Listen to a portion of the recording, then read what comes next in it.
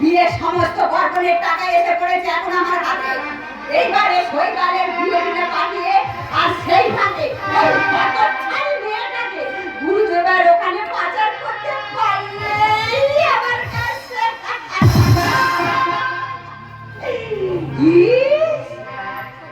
বলি রাত 11টায় লগ্ন, তোরা কি এখনো বর সাজানো হলো না?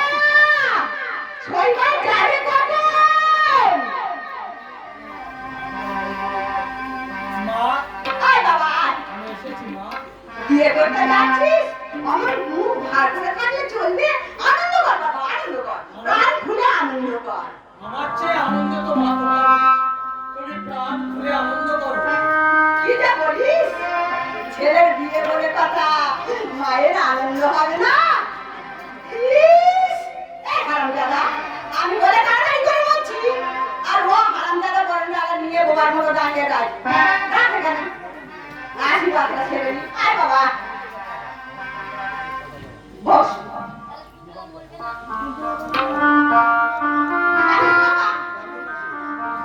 সব ছেলেদের বিয়ের সময় মায়েরা এমনি করে আশীর্বাদ করে বলে। তুই কোথায় যাচ্ছিস বাবা? আর ছেলে কি বলে জানিস? বলে মা তোমার জন্য দাসী আনতে যাচ্ছি। ইস, এত বড় শুভ কাজ করতে যাচ্ছি আর একটা সংকেত ধ্বনি হবে না?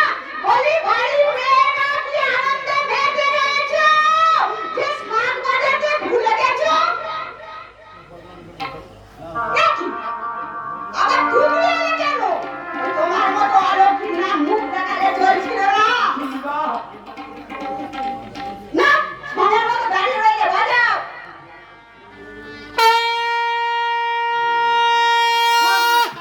আমাকে একা থাকতে দাও মা। প্লিজ মা, প্লিজ আমাকে একা থাকতে দাও। আমাকে একা থাকতে দাও।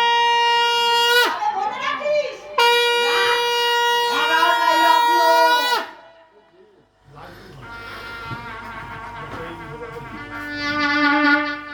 দাদাবাবু, জীবনে তুমি অনেক ভুল করেছো দাদাবাবু। আর যেন ভুল করতে চেও না। তাহলে মৌজিমণির মতো আরো একটা নিষ্পাপ জীবন অকালে শেষ হয়ে যাবে দাদাবাবু। অকালে শেষ হয়ে যাবে। অকালে শেষ হয়ে যাবে। সীতা, তুমি আমাকে ক্ষমা করো। তোমার সবকে জলে বন্দি করি তোমার জীবনটা আমাকে শেষ করে দাও। ছি, অমন কথা বলতে নেই গো। তুমি তাড়াতাড়ি নাও, তোমার জন্য আমার আরেক বলছি কেমন? নিজের স্বামীকে তুমি অন্যের হাতে তুলে দেবে সীতা? আমি যে বাংলার বধূ, আর স্বামীর সুখের জন্য একটু ত্যাগ শিখাচ্ছে স্ত্রীর কর্তব্য। ও গো বাংলার বধূ, তবে তাই হোক। তোমার অস্ত্রদের এটা হোক আমার জীবনে শুধু হাসি আর আনন্দ। বেঁচে ওঠো আমার বধূরে, বাজনা আমার বধূরে, বাজনা। কত যে তোমাকে বেসেছি ভালো, সে কথা তুমি যদি কত যে মাঝে ভালো, সে কথা তুমি যদি জানো।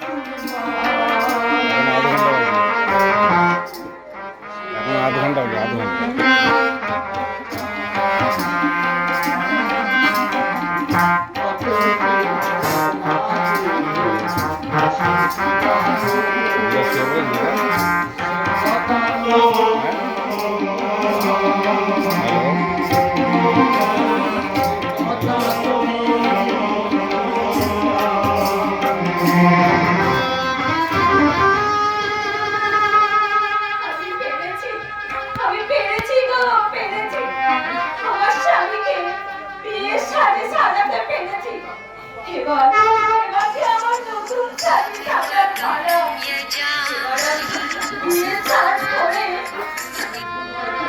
সাথে সাথে বলো। বলবো তো বৌমা, বৌমা, তখন থেকে বলতে এই বলছি যে মা, এই শাড়ি আর গয়নাগুলো এবার পরে বিরাট হয়ে তুমি গেছে। চটপট তৈরি হয়ে নাও তো আর মা। আমি ভিডিও করছি টোটাল প্রোগ্রামটা বলছি এবার বায়না করলো, তুমি না বিয়ে দিতে গেলে সে বিয়ে করবে না বলে। কি যতই হোক, তুমি হলে প্রথম শাস্ত্রী। আর স্বামী শুভ কাজে খেয়েছো? স্ত্রী না পাশে থাকলে চলে না, ধরো। ভিডিও ভিডিও কল করো তৈরি হয়ে নাও, তাড়াতাড়ি যাও। ভিডিও কল যা, মা যাও। যাও, যাও।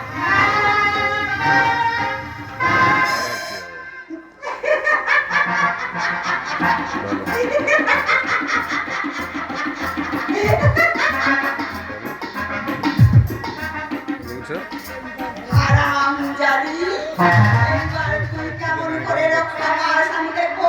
ধন্যবাদ কি খবর শৈবালের 10 ভরি সোনা দিয়ে আমার হাতে এসে পড়েছে। কাল আমি আমার নতুন বৌমা আসলে আমার সেই পরব সেই গজমন্দির মালা। কি? বুঝতে কি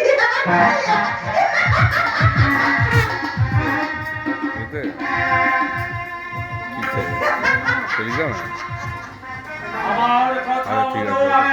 আমার গজদন্তের ফোন করে দাও। মালাই দেব নিরুপমা। কিন্তু তার আগে বলো আমার বৌমা কোথায়? লাভ ইউ চলো সব জানো তুমি, একটু আগে জানো বৌমাকে কোথায় পাচার করেছো বলো। মিথ্যা কথা।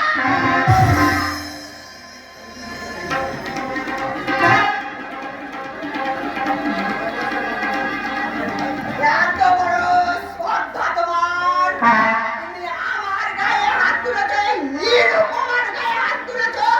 তোমার এত সাহস! আমি তোমার কাছে শিখেছি নিরুপমা। 10 বছর আগে যেটা আমার করা উচিত ছিল সেইটি আজ আমি করবো। এখনো বলো আমার ঘরের পুরো লক্ষ্মীকে কার হাতে তুলে দিয়েছ? আমি বলতে পারবো না। সব করতে হবে।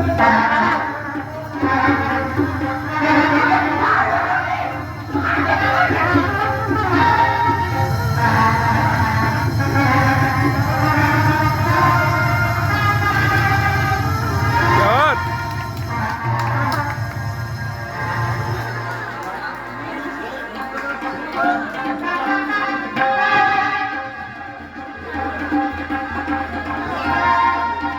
আমি পেরেছি, আমি পেরেছি। উপযুক্ত স্বামীর কর্তব্য পালন করতে। আমি পেরেছি।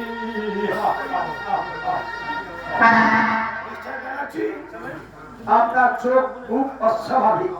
আপনি কি অসুস্থ? না না দাদা বাবু, আজ আমি সম্পূর্ণ সুস্থ। আজ আমি একেবারে নিশ্চিন্ত। এই বেনারসি গাড়ির বধূ নির্যাতনের চরমিকা আমার নিজের হাত দিয়ে আমার স্ত্রীকে আমি আপনি কি করছেন মিস্টার ব্যানার্জি? আপনি যে বধূ নির্যাতনের দায়ে ওই নিরুপমা দেবীকে গ্রেপ্তার করতে এসেছিলাম, সেই সঙ্গে নিরুপমা দেবীর কাছ থেকে জানতে এসেছিলাম সীতা দেবীর পাচারের আসল রহস্য। এই ভুল আপনি কেন করেন মিস্টার ব্যানার্জি? না দাদা বাবু, এ ভুল ভুল নয়, সবার চোখে ভুল হলেও আমি সানন্দে চলবো। ওগো এ দেশে যে ভুলে মুছে যাবে, এ দেশের বধূরে যাবে, সে ভুল তোমরা জীবনে একবার নয়, হাজার হাজার বার। মিস্টার ব্যানার্জি, আইনের বিচারে হয়তো আমার জীবন হবে, কিংবা আমার ফাঁসি হবে, কিন্তু আমার জীবনে একটাই সান্ত্বনা, এই বেনারসি বাড়ির বধূ নির্যাতনের কাহিনী আমি শেষ করে দিয়ে গেলাম। তবে তাই হোক মিস্টার ব্যানার্জি, মানবতার বিচারে আপনি সম্পূর্ণ নিরপরাধী হলেও আইনের সম্মান রক্ষার্থে আমি আজ আপনার হাতে তুলে দিলাম আইনের শৃঙ্খল।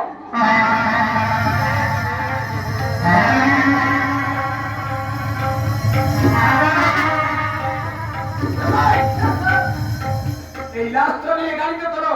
আসুন মিস্টার ব্যানার্জি।